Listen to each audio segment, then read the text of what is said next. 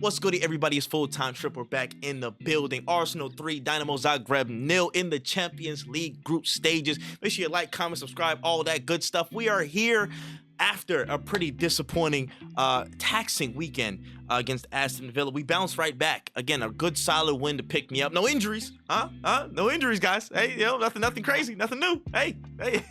But there's that. We got 3 points, a clean sheet, and we're sitting third right now in the Champions League standings, pretty much poised to get through to the next round, hopefully unscathed, I believe. I think probably a draw will get us through, no problem. I don't think anybody else can catch us on that side, so we'll be through to the last 8 if we get a draw for sure. So that's wonderful news, And the game today was pretty much really standard stuff, nothing too crazy. Honestly, my biggest objectives were get the 3 points, no injuries, and solid rotation with people who are coming back into the team and people who may be a little bit on the outskirts. Just to talk about a little bit of stuff that was happening from the game today. Again, we start off first 2 minutes. Some really good work from Martinelli on the left-hand side of the wing. Gets the ball looped into Kai Havertz. Kai Havertz puts it on a plate, Berbatov style, for Declan Rice, and Declan Rice smashes it home. Is he probably the best ball striker in our team? More than likely, but still, it was a fantastic goal. That was a really, again, good strike today just to get us off of the mark.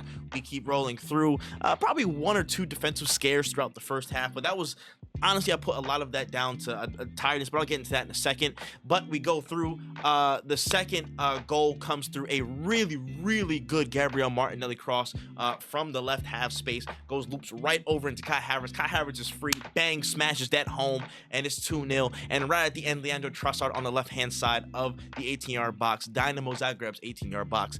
He gets inside, gets a little bit of a jinky-majinky. One little pass through, goes through a couple of legs, takes a bit of a bounce, and falls right to the shin of Martin Odegaard for 3-0. And a solid clean sheet, solid move. And listen, what I can say today is, again, managing the rotations, managing tiredness, and just picking our spots, I thought today was really good in terms of, again, direct play, finding places to, again, take your shots, make your shots, just having the endeavor to do certain things. I thought it was really good. Overall, I don't have too much to complain about. The only thing I will say is, again, the level of rotation and the lack thereof is unfortunately really starting to take a toll on some players. I thought Timber looked probably one of the leggiest of the group, probably the most leggy on the pitch, if you want to be honest.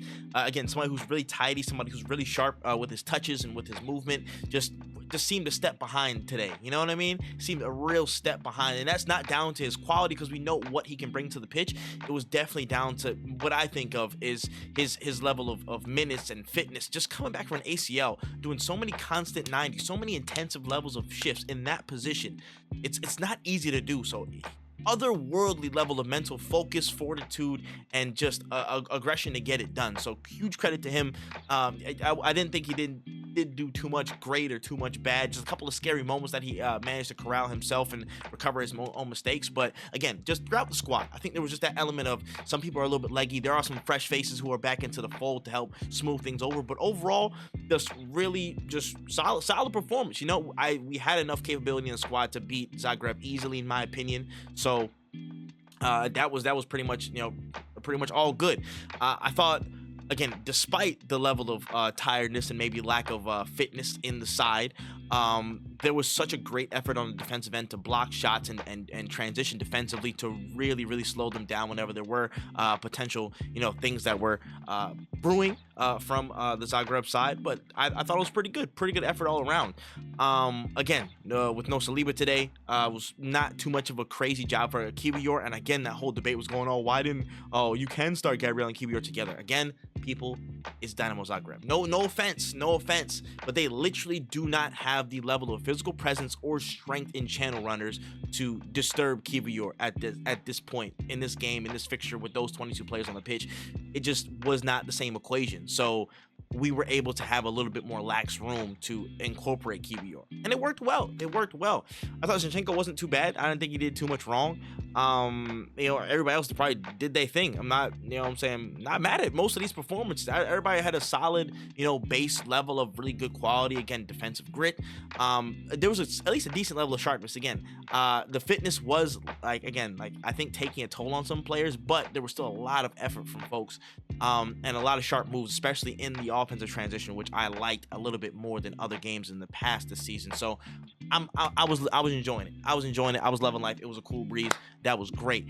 My standout players for the day today, I want to say, again, probably heard it from the intro on the Twitters or whatever you might have found it, but Gabriel Martinelli, I thought, put in a really good shift today. Again, there's certain things I still want him to be more quality on and think about in offensive moves, finding himself in the right spot on the run and on the break. But I thought, again, two-man, he was able to beat his man fairly often, get good crosses into the box very often, which was, again, after that one day where he went 0 for 14 on crosses, this was a very welcome change of pace, so I was very happy to see that. Again, just the service was on the plate for a lot of dangerous moments, as you saw. Again, two of them literally came from his foot and him forcing the issue on that situation, so it was wonderful to see that. Again, defensive work rate I never questioned from him, but again, it was just that offensive threat that was there, that was better than before. I want him to keep that up, and I'm glad this game was here to give him a little bit of rhythm, hopefully, to kick on in the league, and just keep us pressing on in that regard, and whatever else is coming our way. Again, the other tie at St. James Park and everything. Again, with our level of attack and monitoring FC, we don't know how soon this stuff is gonna happen or whatever, if it's gonna happen, but regardless of those things, he has to be at his very, very best, and he has to build that momentum up. So I'm glad this was there for him. Kai Havertz, say what y'all want about him, man. What did they say? 50 games for him to get 21 goals in a season, and now, or what, 14 goals in a season, or something like that. And I think he's equaled that in like 21 less games. I think that was a stat. Listen, say what you want about him. He is sometimes very slow in his offensive actions. Yes, that is very true. But the way he moves around in this team and creates openings and finds spaces, and again, oftentimes finds himself in the right spot to score, but just the final action sometimes inconsistent. But still, the quality of this guy, the improvement of this guy, he is not the same level of confidence and or consistent quality, effort, and just grit that he was at Chelsea, in my opinion. Improved massively, and you got to give him his just due, man. Even when the times are tough, he's still finding ways to impact the team. And again, on the score sheet, really good key assist today. Good stuff from him. Honestly, was glad to see it. Glad to shut some people up today who were honestly always on his case, and we just moved through. Let me see. I think my man in the match today should be pretty clear. It's Declan Rice. It's Declan, worth his weight in gold. That's what we're talking about today, and it's the big conversation about, oh, is he a 6? Is he an 8? Is he a shadow striker? Is he, should he play in goal too? It is all this random stuff. And I'm like, listen, I understand what people are thinking in terms of, listen, he's done his best work in his career, technically at the 6 at West Ham. We found him in that mold. But if you find somebody with his level of technical ability, his just absolutely ridiculous engine, and just mental awareness for the game, it would be to me, it would be a bit of a disservice if you can see that capacity in him to do more than just be that 6. You know what I'm saying? To just leave him at there and kind of, I'm not saying, yes, in a way, cap his potential. Yes, because the ability, the shot power, the ball striking ability, which you saw in that first goal, who else in that front line is shooting like that consistently? He's the best. Him or Trossard maybe are the best ball strikers in the team right now. Actively. You know what I mean? Them two. That's it. After that, what? Ride for goal kicks? But that doesn't count. So what are you saying? Like, I think his persistence, and again, to me, he just, my other nickname for him in the back of my head is the constant. In every phase of play, he's becoming a constant. Whether it's shutting down and shuttling so many different spaces across the pitch, so much he has to cover almost by himself to protect the back line, to protect certain areas that are empty by himself, to shut things down in defensive transition. Him being a body in so many situations, just, again, it's so preventative. It's so preemptive. It's ridiculous. His presence is an automatic deterrent to so many defensive dangers that we face, and it's such a quality thing. Carrying the ball, he's one of the few consistent and proficient ball carriers that we even have in this side. So him going through the middle third, connecting with certain people, pinging passes, asking for the ball, calling for the ball in the build up as well to get through that middle third, and or carrying the ball. He is such a constant at that as well. And in the final third, you saw a bit of that today. The ball striking ability, the set piece deliveries. He is such a constant in every phase of play. Not giving him access to every phase of play constantly feels like a bit of disservice at this juncture and point in time. You know what I'm saying? And the more we're able to build around that, a la players like Zubimendi who are potentially coming in the summer, you know what I'm saying? Other fullbacks, again, Miles Lewis-Skelly is a bit younger, but, you know, maybe to support on that left-hand side to give him a little bit more creative license to move up a little bit. You know, somebody else who can not necessarily cover the same amount of space, but give him a little bit of reprieve to move up a little bit and move around a little bit. Again, bolstering and getting these players back who can help support what he does more. That's a really big plus, and to kind of cut him off from that potential would be a bit short-sighted, in my opinion. I know people are like, oh, you'll play the 6. He's the best 6 in the world. Don't play him the 6. I understand where they're coming from. And yes, and there are days where he will play in the 6 and it will come in handy. Absolutely.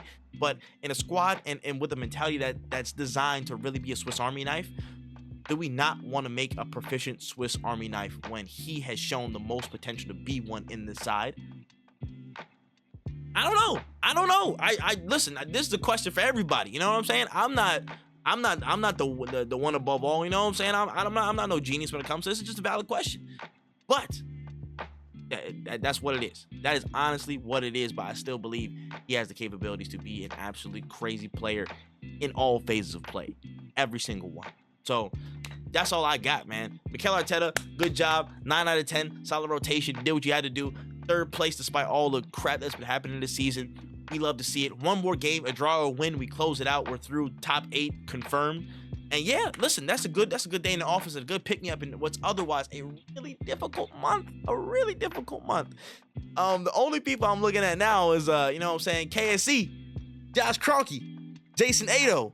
You know what I'm saying? Where y'all at with these signings, brother? I've been seeing hella links, hella monitoring, hella looking intently. A lot of those things, a lot of hovering. You know what I'm saying? A lot of quick check-ins, a lot of initial calls or whatever. A lot of perspective answering, a lot of perspective questioning. Let's make some moves. Let's support this team because they look tired. They need a boost mentally, physically, in their ranks, numerically. Put it down that way too. We need more in our ranks, and this could not be a more perfect time to do it. In a day where Gyökeres and Sesko was banging, in a day where Bradley Barcola was on his numbers, in a day where Rafael just put a banger in, I'm just saying it's nice time.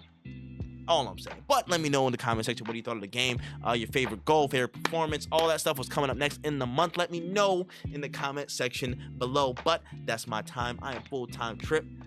I said that backwards, but it's all right. We're through. We're almost through there. We'll keep going to the next game. We'll keep fighting. We'll keep believing because that's what we got to do, baby. Love y'all. COYG. Peace.